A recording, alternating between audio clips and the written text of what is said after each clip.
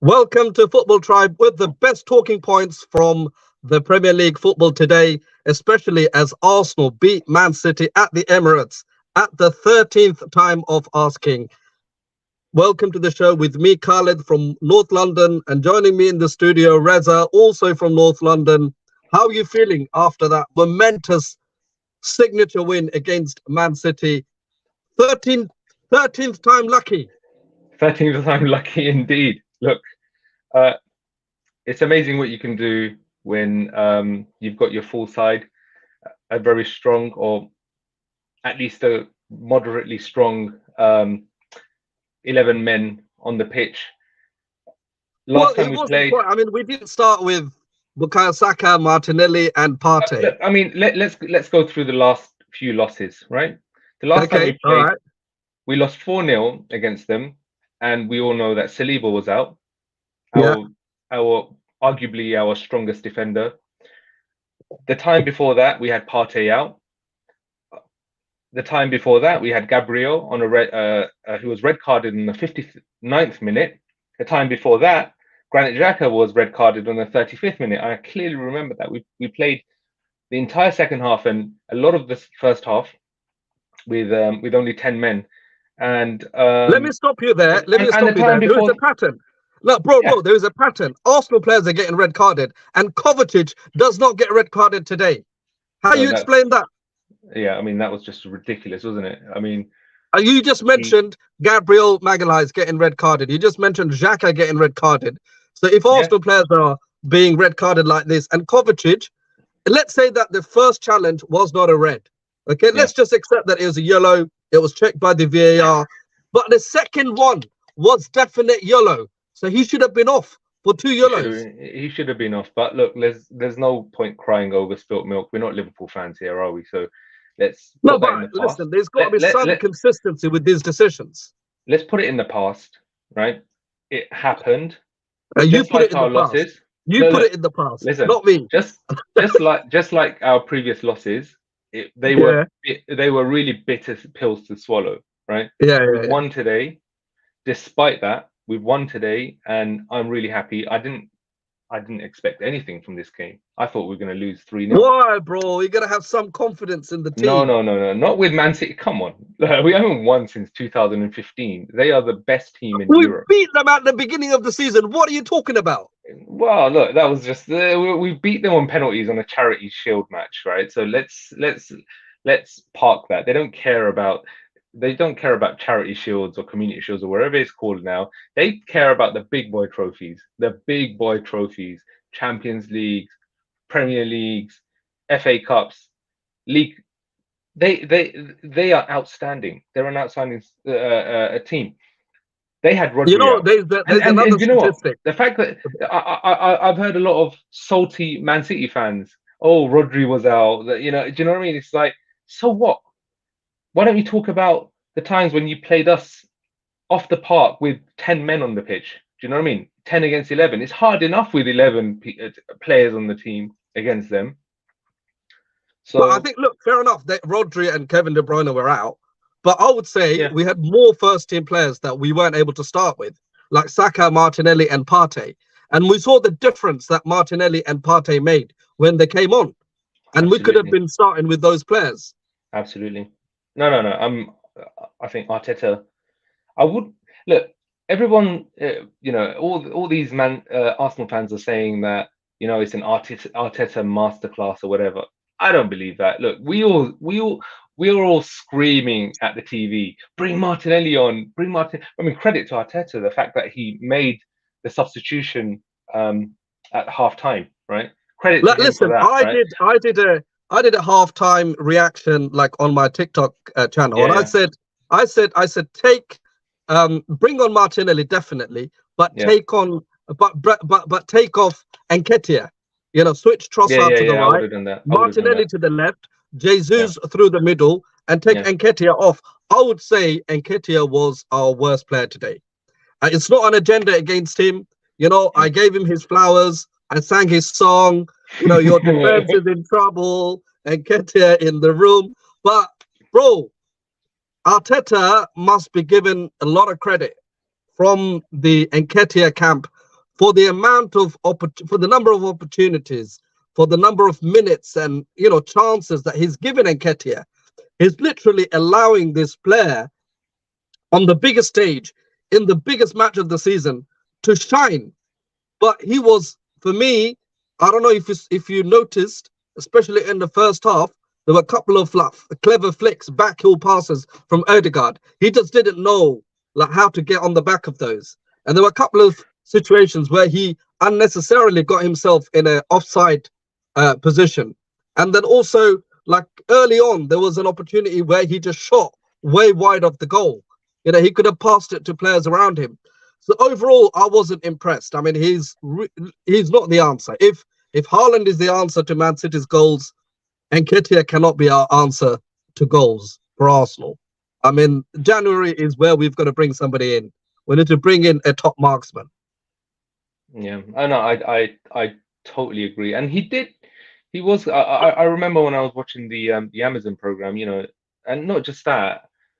There's some interviews where all he wants is, you know, is a chance, a run of games to prove himself, and that he backs himself and all that. Look, I love the confidence, but to be honest with you, he's not good enough, is he? Not for Arsenal. Maybe for, like, I don't know, Luton Town or one of the lower teams, but not for Arsenal. We need. No, I think he's not elite. He's not elite. And if there was ever any complaint that he hadn't been given the chance, that's clearly not true.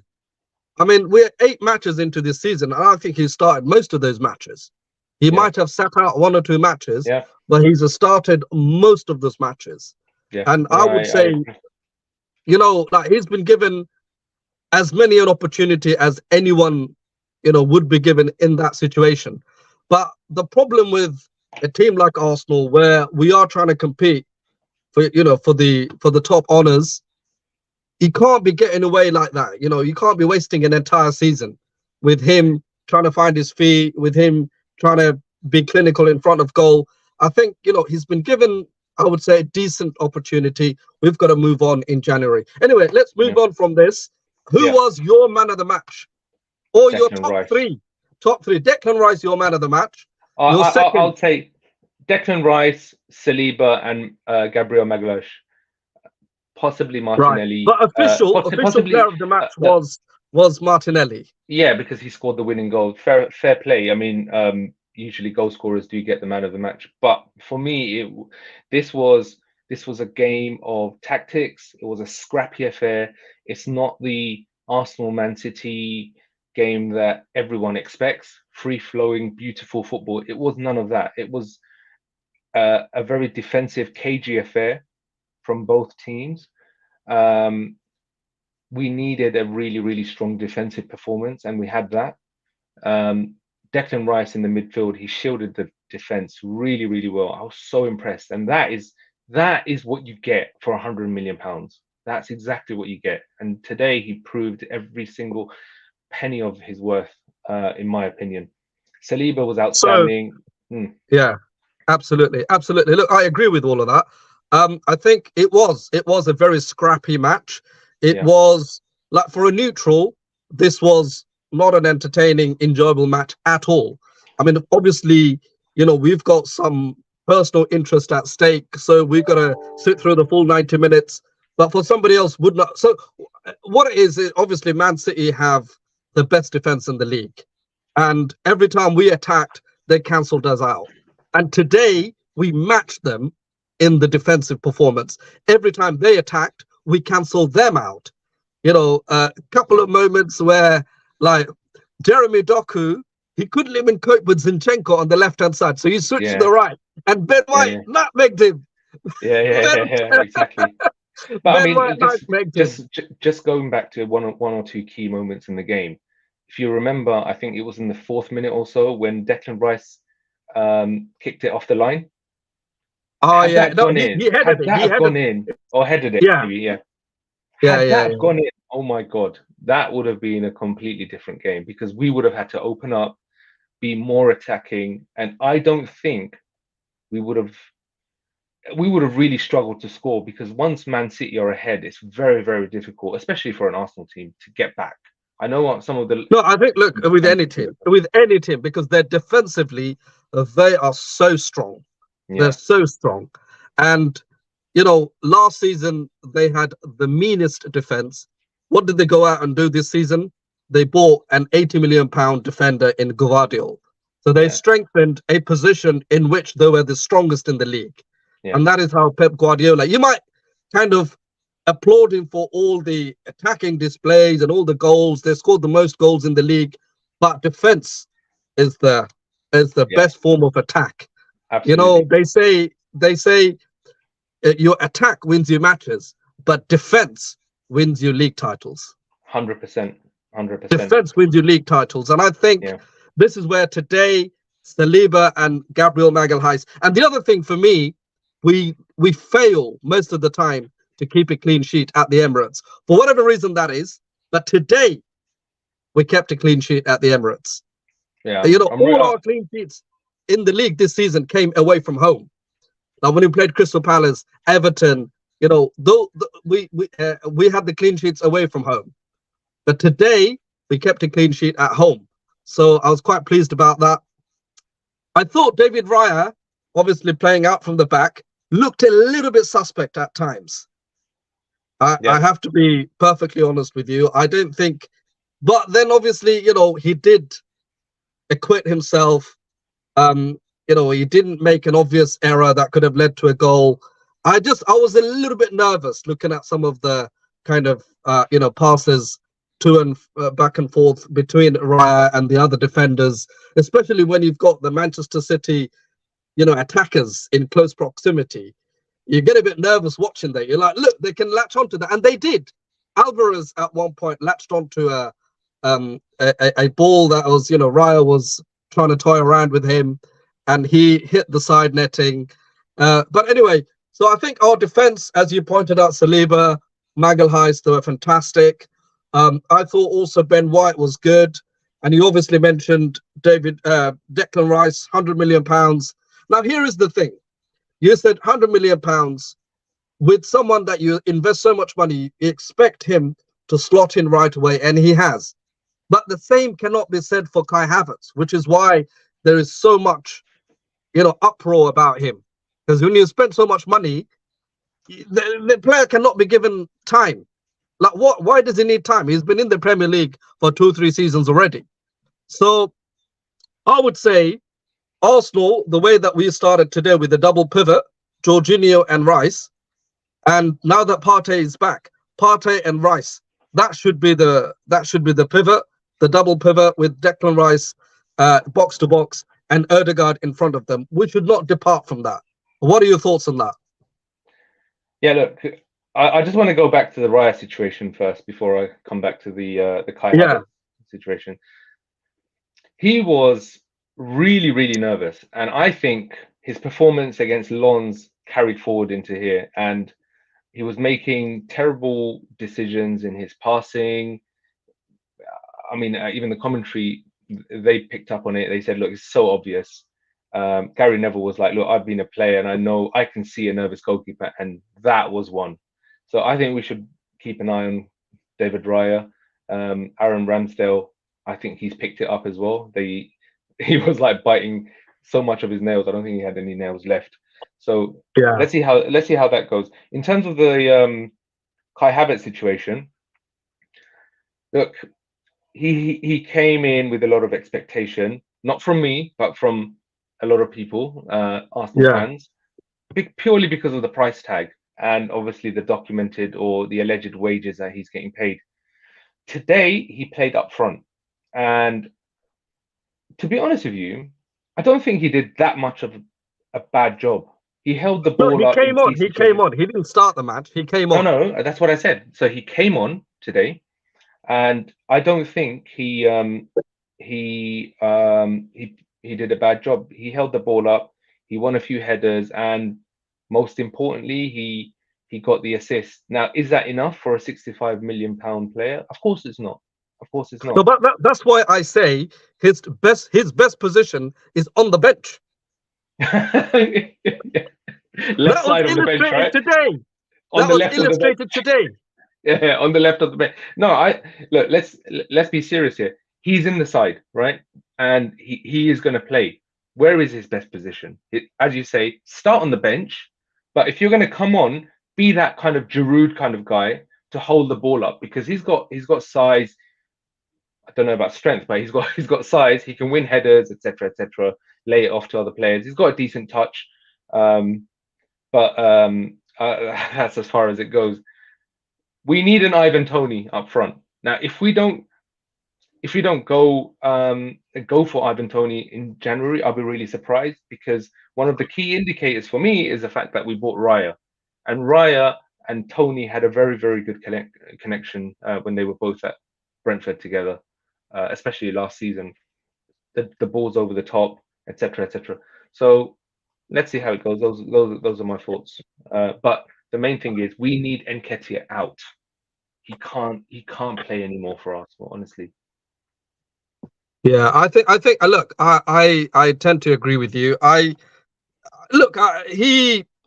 He did a job last season when Gabriel Jesus was injured after the World Cup.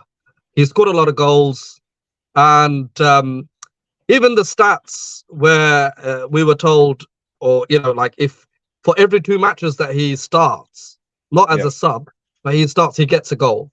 But I don't think that is necessarily worked out in the last few matches, because he's played hell of a lot of matches. He's only scored in the first couple of matches of the season. We're in game week 8, so that means for the last 6 matches he hasn't scored. And if you have a defender, if you have a striker who's meant to be your number 9, and he's not scoring goals, the only reason that we haven't lost any match in the league this season, and we seem to be able to find the back of the net, is from other parts of from the midfielders, from our wingers, even defenders at times. But that's not really the answer. That's not the solution, because ultimately you need to have, and this is what Pep Guardiola did. He went out and got a top number 9, Erling Haaland, and he made all the difference last season, because before last season they were winning the league comfortably every season. They were winning the League Cup 4 times in a row. They're winning the FA Cup. They're winning all of those domestic. But in order for them to win 5 league titles in 6 seasons, come on. That's what I'm saying. They didn't like levels. They were but my point is different. I'm saying only when they brought in a world-class number 9 that they were able to win the Champions League. They were able to win the treble. That he made the difference. Otherwise, that's why they could afford to get rid of Gabriel Jesus and Zinchenko and give them to us, leftovers, the Man City leftovers. But anyway, listen, if those guys won the league at Man City, at least help us to win the league at Arsenal. And then we can think about Champions League next season or the season after, or whatever. We can bring in new personnel. We can bring in a world-class number 9 or whatever. Was Haaland playing today? I don't know. Let's ask Saliba to check his pocket, because when Saliba empties his pocket, he'll find Haaland with his ponytail. Actually, no, his hair down, right? Like last time. Yeah. He's gonna find his keys. He's gonna find his mobile phone, Saliba, and then Erling Haaland. I think, look, for Saliba to be able to keep Haaland, who is the best player in the league, PFA Player of the Year, and he's probably going to be, if he doesn't win Ballon d'Or, he'll probably come runner-up or top 3, and that's how good the player is. I think the fact that Haaland didn't play well is a function of Man City not being able to create many chances, right? Because Haaland is not that guy who will dribble past players, etc. The most he will do is hold the ball up, and the key thing that he will do is be at the end of crosses or whatever. So we restricted Man City from both sides and the middle, and Haaland got no service whatsoever. And that's why he didn't play very well, you know? Well, I think, look, you said Haaland doesn't have those kind of creative sides to his game, but Alvarez does. And that's why Julian Alvarez... And he got hooked, didn't he? And then, you know, he had to be withdrawn early. But Julian Alvarez has been, as far as I'm concerned, along with Rodri, City's best player this season.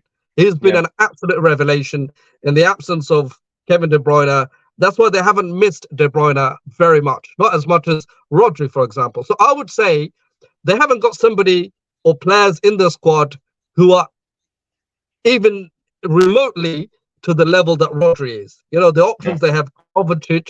We've seen Kovacic today, very reckless. They've got Rico Lewis, and Guardiola, for whatever reason, doesn't fancy Calvin Phillips. No. He will not play Calvin Phillips. He would rather play the new player that they brought from Wolves, Mateus Nunes. But those guys are not, like, Rodri is in a different league. Right. So Rico Lewis has got potential. He did really well today, and he showed Ødegaard how to play against the big side. Ødegaard went missing, and we need to have a conversation about this guy. Ødegaard didn't go missing. I don't know what match you were watching. He did not. I'm sorry, but he did not show up. He's not a big game player, honestly. Ødegaard was. I think he did a fairly decent job. What did he do? As we said, bro. The problem is, like, with all our attackers, even Jesus, right? Jesus was working extremely hard, but he was getting cancelled out by Gvardiol. Yeah, but they put Gvardiol on him. Yeah, no, that's fine. But at least Jesus, you can see what he was trying to do. Like, I can remember a few things that Jesus was doing.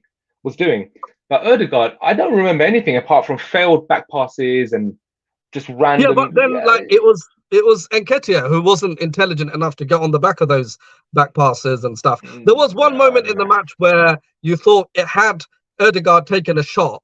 You know, his sort of signature outside of the box, coming in with the left foot. If he had taken a shot, maybe he would have scored. But he didn't on that occasion. He pops it back to Zinchenko. Zinchenko then passes it back to David Raya, and we start all over again. I felt like the game was slow. It was boring. We've slowed down the game. I don't know if it was intentional or what, but there was no energy. Like, I thought that was Arteta's tactic. But when Martinelli came in, he put a bit more energy into the game. He was running, etc., pressing. But we were just like, when we got the ball, it was like 10 seconds on the ball, pass, sideways, back. I don't know. It was just I think it was a weird game. It was a weird game. We discussed this already in the sense that their defense was strong, our defense was strong. Like, if you think of Haaland, we cancelled him out. They cancelled us out, and they put Gvardiol on. They put Gvardiol on Jesus. You know, there's not much he could do. I mean, they also crowded out Ødegaard whenever he got the ball. I mean, Kovacic wanted to break his legs. Yeah, I know. Well, that's true. You know, Kovacic failing to break Ødegaard's legs, he went for Declan Rice's legs. Yeah, I know. He's a lucky boy. And to be honest, I was quite surprised that Guardiola let him come out for the second half. I thought he would have substituted him. But yeah, that's what I thought as well. The fact that he stayed on the pitch, he did very well. I don't know how he managed that, but that's what it is. But what are your closing thoughts on the game? Your closing thoughts. Well, look, I think as we head into the international break. We go into the international break, but I think first of all, Bukayo Saka needs to have a rest, because I know Gareth Southgate can be a little bit desperate, like Mikel Arteta always wants to play Bukayo Saka like the first name on the team sheet. Give the boy a rest. Let him rest these, next 10 days. So we come back afresh into the domestic campaign. Yeah. I think Arsenal, this match is too early in terms of the little, challenge and to see whether this has any impact on, the title challenge and so on. So I wouldn't make any comments around that. All I would say is that it should give us massive confidence.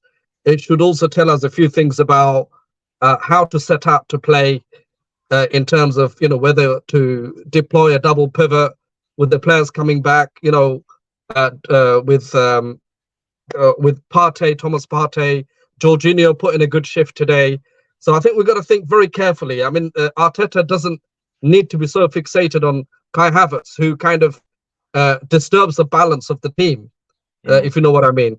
Yeah. I think even you said today that Kai Havertz coming on, playing up front, is a slightly different proposition to expecting him to play in the middle as a number 8. Because he can't do that. Yeah, look, if you play Havertz in the middle, it's like having one less midfielder, and that's where a bulk of our play is, right? If he plays up front, I mean, he can play in that, hold up role, or getting at the end of headers or whatever, or laying off passes to goal scorers from the midfield. But I would not put him in the middle where most of the play is, Yeah, it's look, if you win the midfield battle, you win the match. It's as simple as that. You've got to dominate the midfield, because most of the possession, most of the play, as you said, is around the midfield area. And if we have, I would say, if you combine Partey, Rice, and Ødegaard, for me, that's the best midfield in the league. Yeah. And having those players in our mix and not deploying them, I think, is a crime. In that way. I thought today, Mikel Arteta set out how we set out against Man City in the Community Shield. We played Partey, Rice, and Ødegaard. But today, Partey obviously wasn't considered match fit. He didn't have match fitness to start the match. So we started with Jorginho. Jorginho, I thought, looked good. He did a decent job. And then he came off, and Partey came in. And Partey actually made the difference. We could see that. He made the difference. So anyway, listen, I think there is a lot to ponder over. But Saka needs a rest, and we need to come back afresh into the domestic campaign and just derive a lot of confidence from this. That's all I can say. My closing thoughts are that I'm just really, really glad that we're not going into the international break with Spurs on top. They're still on top because of goals scored, but it's okay. We've got I don't know. It's not even goals scored. I think it's just yellow cards. But is it really? Yeah. It's just a number of yellow cards. Whatever it is, I mean, I don't think they'll stay there very long. So we don't need to worry about Spurs. Let them enjoy their moment in the sun. They will soon come out of it. But that's not my worry. I think Liverpool and Man City probably will be, the teams to look out for. Yeah. All right. Let's end on this note. And make sure everyone comments, and subscribes, please, because we need to get the numbers up. Absolutely, it's really important. Follow us, forward it to your friends, and hopefully we'll see you again next time. Take care.